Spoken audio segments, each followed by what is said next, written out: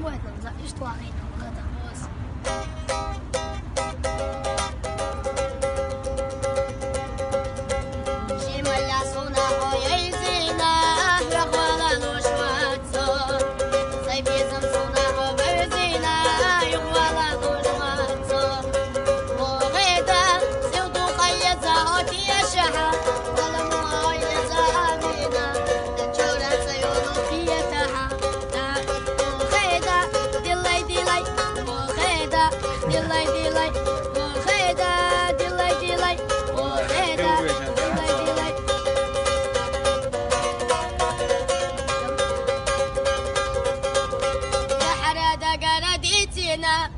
أنا شبرش كسر جوش لقى شو لم نشكى سايبيزم بدينا بعد سجن ندا